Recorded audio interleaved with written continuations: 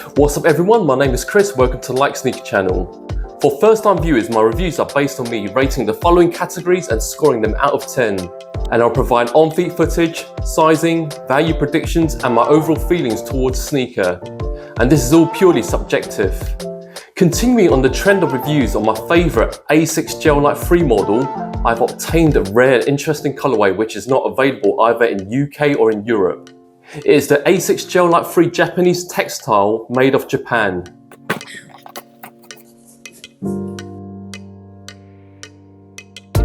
These are near brand new condition and I've got these on eBay for a reasonable price of 95 British pounds, which is equivalent to 110 US dollars. From what I gathered, way back in 2016, there was a month that Asics had launched a collection called Japanese Textile, which pays homage to the brand's Japanese roots.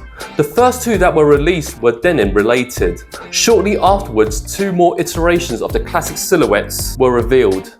Rumours that these two were US release only and not available for sale in UK and Europe. First up is a Gel-Lyte 5 featuring a deep Indian ink colourway on a faintly floral patterned textile upper, accompanied by the Gel-Lyte 3 rendered in cedar green upper.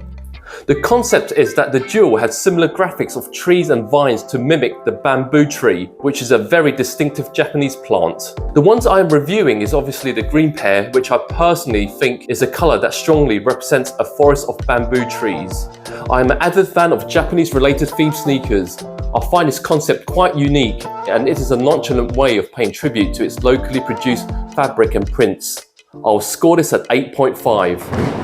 The pre-owned version I have comes with a regular blue Asics box with no additional laces.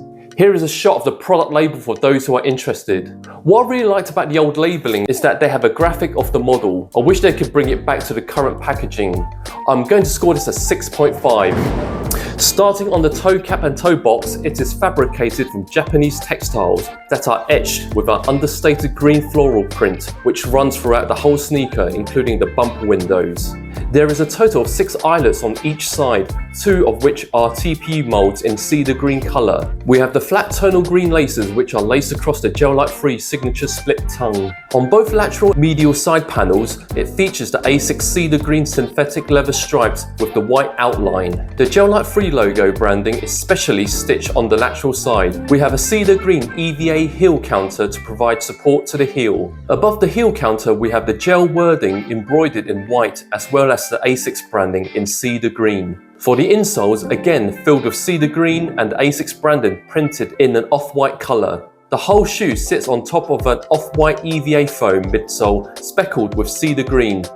The midsole is supported partially with the Asics gel cushioning and Asics branding debossed on the lateral side only, which is not too visible. For the outsole, it is constructed in cedar green rubber with the embossed Asics branding.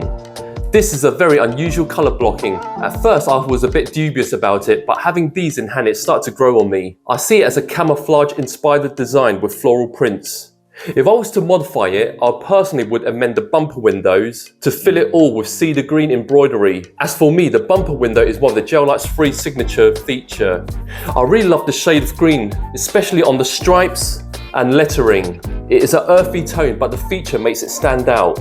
I have noticed the shade of green is slightly different between the laces and the sock liner. The laces have a slightly brown tint to it. I will score this at 8.7. The upper is primarily constructed with a majority of Japanese textile, synthetic leather and rubber. For the quality, this is expected to be top-notch as Japanese people pride themselves with high-quality material. Although I am no expert in fabrics, but what I can see and feel is that they are very soft and nice and there are no bleeding issues from discolouring. I will give this a 10.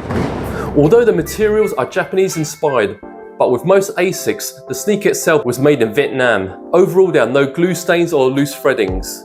The major glitch for me is that the stitching between the toe box and toe cap is not as flush as I would like it to be. For my pair I have in hand, I will score this at 7.5. Now let's move to the on-feet footage.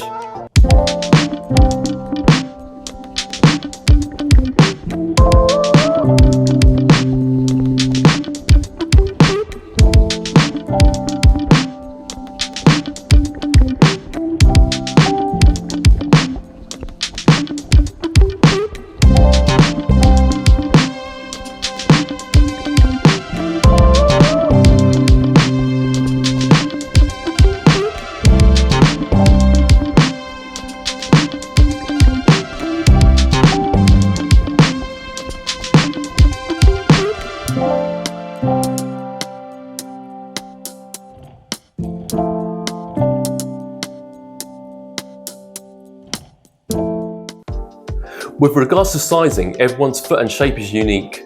The weather climate of where you are based does plays a part on how your sneakers fit, as feet tends to expand in warm and hot climate. What I have done is I've measured my foot physically and I have provided you a simple guide on how I've measured my foot and my measurements. And you can pause and view this guide in your own time. Hopefully this will provide a better clue for viewers who are typically UK size 10 or US 11 or EU45 towards the fitting of the sneaker. So my feet physically measures 28.1 centimeter lengthwise, and I have flat-footed contour.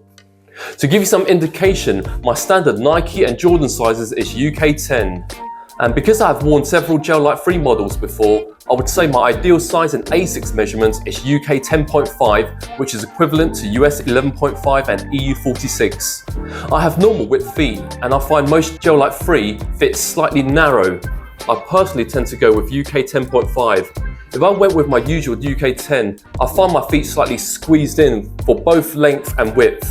What I would strongly suggest is, if you do have an opportunity, go to a store that supplies the Gel-Lyte 3 model and try it.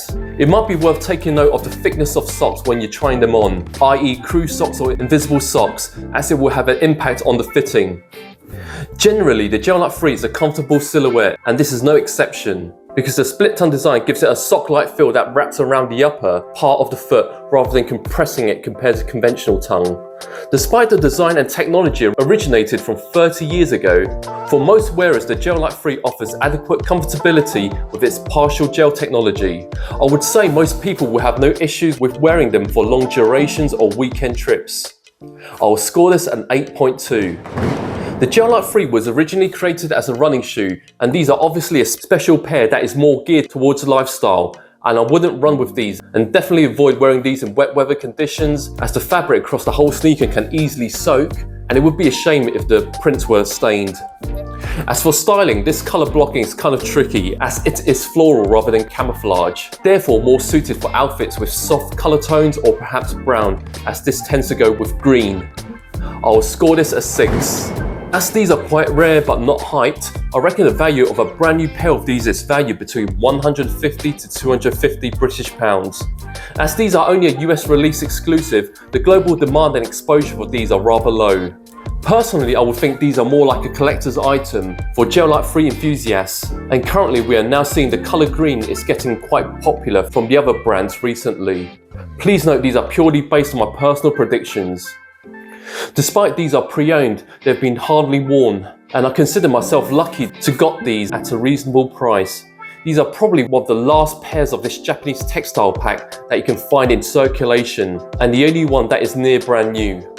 Well, my favourite plant is the bamboo plant, and I love the floral prints and materials used on these. Having said all that, my absolute favourite is the woody green colour on the laces, tiger stripes and outsole. I am not normally a fan of speckled midsole, but I can understand why the designer did it for this pair, as it blends the upper and the rest to give a more natural vibe to it.